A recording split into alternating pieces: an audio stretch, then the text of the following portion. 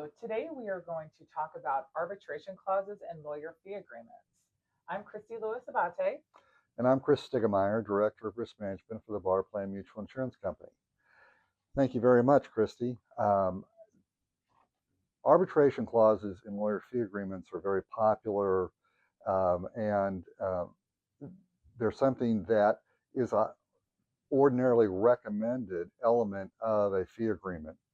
One of the things that I always caution lawyers on is not to put things into a fee agreement that they don't want to have to defend in contract. But this is something that if a lawyer or a law firm wants to be able to enforce an arbitration agreement, it would have to be contractually agreed to.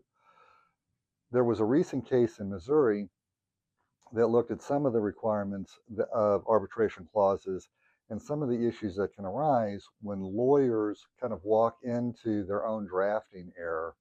The case is TriStar Imports versus Jackson Lewis PC.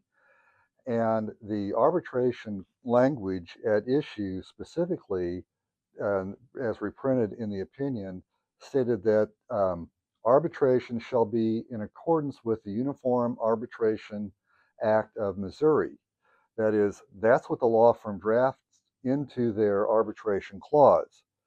There is a requirement in that act that if an agreement has an arbitration clause in it, that there has to be language then, I think it's in 10-point type, all caps, per the act, that states this contract contains a binding arbitration provision which may be enforced by the parties.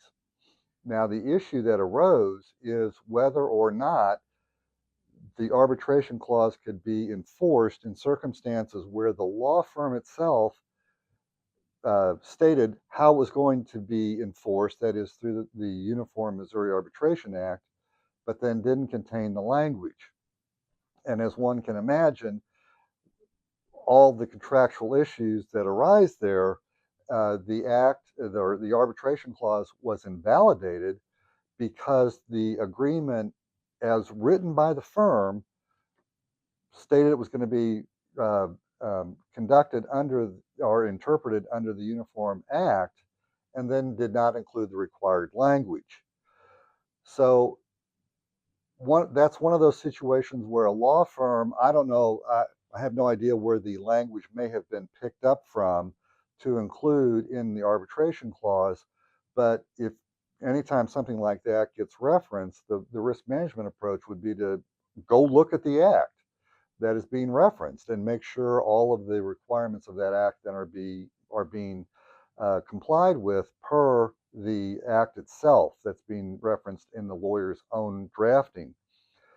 Interestingly, in that case, one of the things the court noted was that even absent the inclusion of that language in the fee agreement, what the court noted was even if the required 10-point all caps language had been there, that does not in and of itself then make the arbitration clause enforceable, because it is also subject to the 1.4 requirements of the Missouri Rules of Professional Conduct, 4-1.4, and 4-1.8H, which is a common stumbling block for arbitration clause enforcement when the arbitration process itself perhaps has a cost shifting or fee shifting aspect to it, because that then becomes a limitation on the law firm's malpractice and can implicate the required disclosures then under 4-1.8H.